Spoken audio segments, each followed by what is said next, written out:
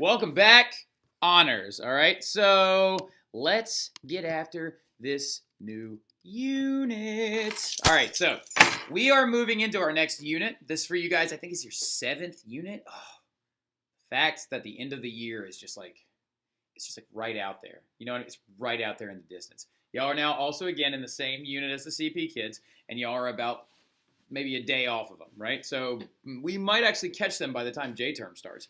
So the big thing that we're getting into now, though, is the Absolutist era in Europe, all right? So we're moving now into the phase of European history in which a giant power vacuum has been created. Jot that down. That's a huge first word to start off with, right? A power vacuum, or as in kind of an absence of a ruling authority, and the people that are going to fill that vacuum are absolutists, right? Kings and queens is what we're referring to as absolutists, right? Now, there's not really that many queen absolutists, except for maybe if you consider like Catherine the Great one, which comes much, much later in the game. But the absolutist era in Europe is crazy important, all right? So let's get after it, shall we? Just so you know, absolutism, another big thing to put on there, is the idea that a sole leader has complete authority over an entire population of people. All right? So absolutism is when one leader has an expansive amount of authority over an entire population of people. So hypothetically speaking, if Keogh was the absolutist of Camden Catholic, right? He could make any mandate he wanted and we'd have to follow it, okay? So for example, he could be like, all male teachers must only have 3 ties they rotate through, like he does with his Phillies tie and then the boat tie and then the other one that's like the goofy houndstooth on it. I'd be done. All right, so now anyway, and then he would also be like, all bow ties are outlawed, and then I would start like a political movement, like an underground. We're not going to get into that right now. Now, anyway, so absolutism in Europe, right? So what I'd like you to do to start this unit out as well is give me a triangle in your notes, but upside down, okay? So it's bang, bang, bang, right? Now, at the top left of that triangle, I want you to write nobles. The top right of that triangle, I want you to write the church, the Catholic Church, right? And at the very bottom of that triangle, I want you to write the monarchs. Some of you are like, oh, this looks kind of like feudalism, but like flipped upside down. Well, this is just meant to be a visual aid to show you that before this era in Europe, before the Age of Exploration, before the Reformation, nobles and the church had more power than monarchs did, right? And a lot of that had to do for several different reasons. Next to this little diagram, like we got to put on there somewhere really quick. So the nobles had more power because they controlled the feudal system, right? If you were a serf that lived on the land, you were controlled by the lord. The king almost had no right. Well, he had authority over you, but he did not exact direct taxes on top of you unless he absolutely had to. But those were actually paid by the lords. You were using your labor as a form to actually like stay on this land, right? Vassals could be called by a king, but if the lord did not want to send the vassals, he didn't have to do it. Big way to understand how powerful lords were during this time period is remember back to the Magna Carta. Thank you. Michael Rodriguez, I heard you. Now, the number one thing about it is a group of nobles at the tip of a sword forced the King of England at the time to sign a document that he did not want to. That shows you how much power the nobles had during the Middle Ages leading up to about the mid-1500s to the 1600s in Europe. All right? Now, keep going further, though. Now we have the other side of the triangle, the church, right? The Catholic Church was the biggest power in all of Europe for a very long time. Even nobles kind of answered to the church, right? So until a lot of them began to like convert and stuff like that and go Protestant, but we're not there yet, okay? So the Catholic Church could exact papal supremacy, could enforce the tithe, could serve interdicts. They had more power than the monarchs. So what the monarchs were looking for was a chance to increase their power.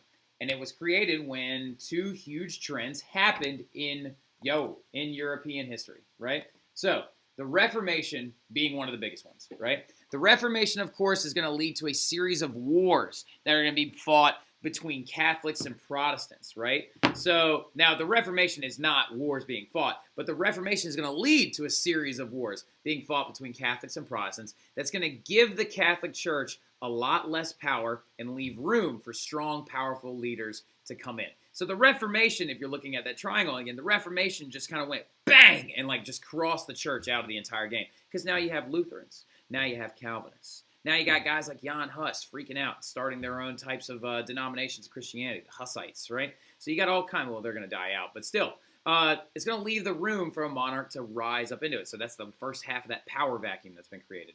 But then exploration was a great one too. I know a lot of y'all are thinking to yourself, you're like, wait a minute, how could exploration weaken the noble? It's not that it weakened the nobles.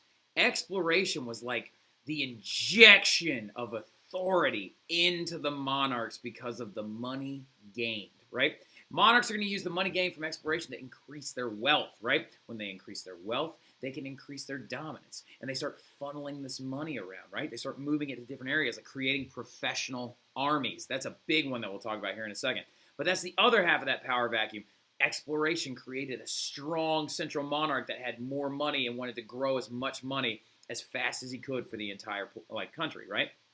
Now, those two things are going to lead to absolutism. Not to mention the fact as well is feudalism is dying. That's the second half of the weakening power of the nobles. Feudalism is showing a lot less economic gain, all right? Feudalism is dying out due to the fact that exploration is now showing us that the real moneymaker is overseas in the colonies, right? So, or maybe, feudalism's also dying because the agricultural revolution is coming around. Not yet, but it's getting there, all right? So they're beginning to enclose certain areas of land, and it takes less people to farm a certain area of land.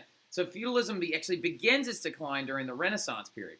Kings are going to begin to centralize power away from the lords and nobles and begin to raise their own armies with the money gained from exploration, known as a professional army, right?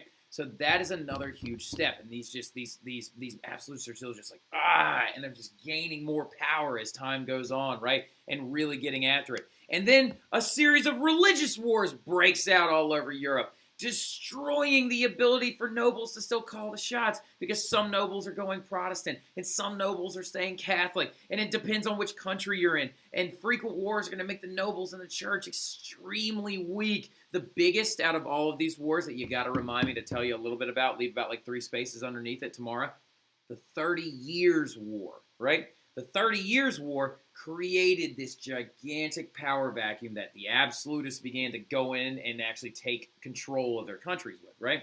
So, frequent wars are going to make the nobles and the church very, very weak. We have a crazy story about this particular event, St. Bartholomew's Day Massacre, that we got to talk about when we get into France, right?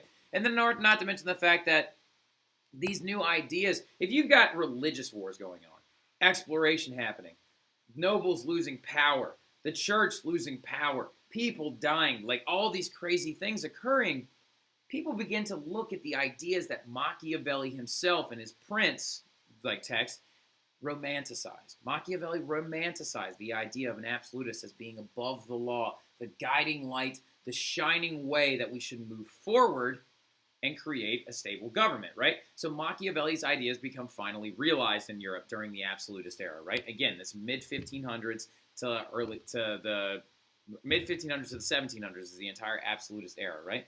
So all of these things are going to give the kings massive power and massive wealth, which of course those two things go hand in hand with one another, right? Massive power and massive wealth, kind of a chicken and the egg, which one comes first, you know what I mean? But still, regardless. And here's the thing. I want you to stop before you write this down. Write traits of absolutism with a capital A. And then I want you to reorder these a little bit because it makes them make a little more sense, right? So big capital A. I want you to put this B one first, and then the C, and then the D, because now we've got the A, B, C, Ds of absolutism, right? These three things make an absolutist government. I'm going to go with the B one first just to kind of keep rolling forward.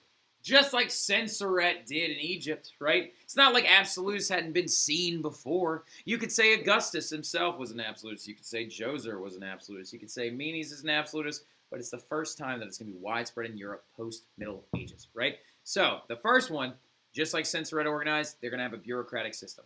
They're going to have several different government figures that actually enact different objects for them. They're going to go out there and they're going to collect taxes. They're going to go out there and they're going to check on infrastructure. They're going to go out there and they're going to organize armies and militaries and all kinds of other things like that, right? Then you got to have a centralized government, right? A centralized government means you're ruling from one location and then emanating outwards towards the rest of your people, right? A centralized government with a chain of direction and responsibility, with the king being at the top and then filling in beneath him, right? That centralized form of government is very key. Again, another Egyptian idea, right? That this one is huge, which ironically enough is also very, very Egyptian, except the Egyptians didn't call it divine right. They called it the mandate of heaven, and they related it to their Mott principles, remember? But the divine right to rule was a huge component of absolutism, right? It's when the king and the royal families of Europe believe that their power emanates and has been bestowed upon them directly by God. That right there is the most important trait of an absolutist, right? So, moving forward, though, the big ones that we're going to talk about, and this is the last thing we're going to talk about, the big absolutist countries we're going to get into, we could throw Prussia on there. We could throw the division of, like, Polish-Lithuania as time goes on there. We could throw the Ottomans on there if we felt like, but we're going to stick to 4 key examples, right?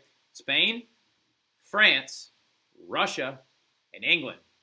Sort of. All right, so, and what I mean by England, sort of, is the fact that England's going to have somebody that tries to be an absolutist, but that document, yay, see, thank you for saying it, Dean, I appreciate that, is going to prevent that from ever happening. But we're going to watch how they struggle over it, right? So, now the big absolutist countries are these. Go ahead and jot all this stuff down. I will see you guys tomorrow in class, and we're going to keep going. I'm going to create your tests on my own just to kind of keep it smooth so we don't lose a day. But I hope you all have a great evening. See you guys later. Oh, by the way, I hope all y'all broke a leg at the show today, and I'll look forward to seeing y'all then.